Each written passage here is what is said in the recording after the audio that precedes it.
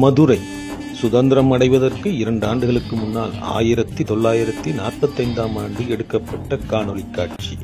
இங்கிலாந்தை சேர்ந்த Ellis R Dungan என்பவரால் பதிவு செய்யப்பட்ட இந்த காட்சிகள் மதுரை மீனாட்சி அம்மனின் வெளிப்புற தோற்றம். எந்தவிதமான ஆக்கிரமிப்புகளும் இல்லாத வெளிப்புற சுற்றுச்சுவரை பார்க்கலாம். கோபுரத்தின் வர்ணங்கள் பூசப்படாமல் பழமையடைந்திருக்கக்கூடிய நிலைமையும் நாம் காணலாம். வண்டி வாகனங்களற்ற சாலைகள், ஆடை அலங்காரங்கள் ஆபரணங்கள் இல்லாத எளிமையான மனிதர்கள் கோயிலை சுற்றி வருவதை காணலாம். கோயிலின் தெப்பக்குளம் அன்றாட வாழ்வியலுக்கு பயன்படுவதையும் இந்த காணொளி மூலம் நாம் உணரலாம்.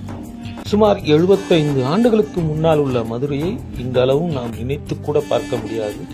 அப்படி ஒரு பிரம்மாண்ட வளர்ச்சியை அடைந்திருக்கக்கூடிய மதுரை மாநகரில் இன்றைக்கு உள்ள நவநாகரிக மங்கைகளின் தோற்றம் அன்றைய காலகட்டத்தில் அந்த நவநாகரிகம் இல்லாத எளிமையான இளம் பெண்களின் தோற்றம், தெருவெங்கும் காய்கறிகள் வியாபாரம், கூடையில் சுமந்து சென்று இருக்கக்கூடிய சூழ்நிலையை காட்டும் படமாகத்தான் இதை காணலாம். பெண்கள் பெரும்பாலும் ஜாக்கெட் அணியாத சூழ்நிலையில் தான் இப்படத்தில் தென்படுகிறார்கள்.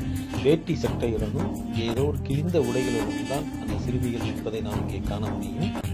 மதுரையின் முக்கிய அடையாளமாக திகழக்கூடிய வைகை ஆற்று பாலம், அந்த பாலத்தை ஒட்டியுள்ள தரைப்பாலம், தண்ணீர் தரைப்பாலத்திற்கு மேல் விழுந்து செல்வதையும் மக்கள் அங்கங்கே ஆடு மாடுகளை ஓட்டிச் சென்று மீன்பிடி விஷயங்களும் நடப்பதை நாம் இங்கே காணலாம். தண்ணீர் மிகுந்து ஓடும் வைகை நதியை இன்று காண்பது எவ்வளவு பெரிய அரிதான காரியமாக தான் இருக்கிறது.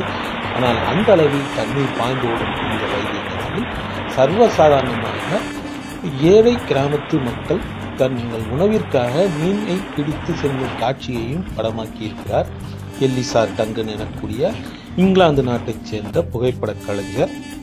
அன்றைய காலகட்டத்து சிறுமியரும் பெரும்பாலும் ஜாக்கெட் அணியாமலேயே உடையை உடுத்தி இருக்கிறார்கள். இந்த ஆற்றை சுற்றிய வியாபாரங்களும் மீன்பிடி திருவிழாக்களும் துணி துவைக்கும் சலவை தொழிலாளர்களும் வைகையை எவ்வாறு பயன்படுத்தியிருக்கிறார்கள் என்பதை இந்த காட்சி மூலம் நாம் வெகு எளிமையாக உணரலாம். பரந்த வயல்வெளிகள், தண்ணீர் நிரம்பி நிற்கும் காட்சிகள், அப்போதுதான் கட்டப்பட்டுள்ள வைகை ஆற்று பாலம், ஓடிக்கொண்டிருக்கக்கூடிய ஜட்கா வண்டிகள், தூரத்தில் நான்மாடக்கூடல் என்று தமிழிலே கூறக்கூடிய மதுரை மீனாட்சி அம்மனின் கோயிலின் வெளிப்புற அழகான தோற்றம். அன்றைய காலகட்டத்து நாயக்கர் மகாலின் உள் நுழைவாயிலை படம் பிடித்திருக்கிறார்.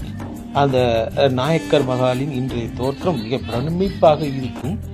ஆனால் அன்றைய காலகட்டத்தில் சற்று பொலிவு இல்லாத சூழ்நிலையில் காணப்படுவதையும் நாம் இங்கே காணலாம். பராமரிப்பு கொஞ்சம் அற்ற நிலைமையிலும் இவ்வாறே உள்ளதாகவும் இந்த புகைப்பட காட்சி மூலம் நாம் தெரிந்து கொள்ளலாம். நாயக்கர் மகாலின் தோற்றம் இன்று மிக பிரம்மாண்டமாக மதுரையை பொலிவுடன் காண செய்கிறது.